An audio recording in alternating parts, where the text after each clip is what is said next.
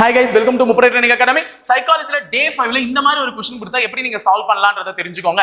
இந்த மாதிரி √6 ன்னு வந்துச்சுனா எப்படி சால்வ் பண்ணலாம்னா நல்லா கவனிங்கமா உள்ள இருக்கிற சிம்பிள் என்னன்னு பாருங்க. பிளஸ் இருக்கணும் இல்லனா மைனஸ் இருக்கணும். இது ரெண்டுத்துல தான் எதனா ஒன்னு இருக்கும். சோ பிளஸ் இருந்தா என்ன பண்ணலாம், மைனஸ் இருந்தா என்ன பண்ணலாம்ன்றதை கவனிச்சுக்கோங்க. முதல்ல இந்த நம்பர் இருக்குல்ல, இந்த 6ன்ற நம்பர், இந்த 6ன்ற நம்பரை எந்த ரெண்டு நம்பர் தொடர்ச்சியான ரெண்டு நம்பரை பெருக்குனா உனக்கு கிடைக்கும்? 2ஐயும் 3ஐயும் பெருக்குனா என்னன்னு கிடைக்கும்? 6. அப்போ உனக்கு தொடர்ச்சியான நம்பரை பெருக்கணும்னு கிடைக்கணும். நல்லா கவனிச்சுக்கோங்க. இந்த மாதிரி ஒரு நம்பர் இருந்துச்சுன்னா அதை நீங்க தொடர்ச்சியான நம்பரை பெருக்கணும். இப்போ 20ன்றது ஒரு நம்பர் இருக்குன்னா இந்த 20ன்ற நம்பர் 4ஐயும் 5ஐயும் பெருக்கும் போது தான் கிடைக்கும். அப்ப 4ம் 5ம் தொடர்ச்சியான நம்பர். அப்ப அந்த மாதிரி தொடர்ச்சியான நம்பர் இருக்கணும். அப்ப 2 3 தொடர்ச்சியான நம்பர். இதை பெருக்கிறதுனால தான் எனக்கு என்னன்னு கிடைக்குது? 6ன்னு கிடைக்குது. அப்ப இங்க பிளஸ் இருந்தா இதுல பெரிய நம்பர் தான் ஆன்சர்.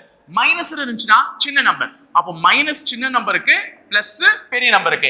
அப்ப இதை நான் சால்வ் பண்ணியிருந்தா எனக்கு ஆன்சர் என்ன? 3. புரியுதுங்களா?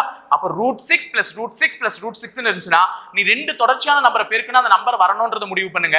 அதுல பெரிய நம்பர் பிளஸ் இருந்தா போட்டுருங்க, சின்ன நம்பர் மைனஸ் இருந்தா போட்டுருங்க. சோ இது பிளஸ் மைனஸ். அப்ப பிளஸும் மைனஸும் இல்லாம பெருக்கல் குறி வந்துச்சுன்னா என்ன சார் பண்றது? அதாவது வெறும் √6 நடுவுல எந்த குறியும் இல்லாம பெருக்கி இருந்தா என்ன பண்றதுன்னா அந்த உள்ள இருக்கிற நம்பரே தாங்க ஆன்சர். அப்ப உள்ள என்ன நம்பர் இருக்கோ அதே தான் ஆன்சர். அப்ப √12 × √12 × √12 வந்துச்சுன்னா 12 தான் ஆன்சர். புரிஞ்சுச்சுங்களா? அப்ப இது எப்படி பண்ணணும் தெரிஞ்சுச்சுங்களா? பிளஸ் வந்தா என்ன, மைனஸ் வந்தா என்ன, பெருக்கல் வந்தா என்னன்னு.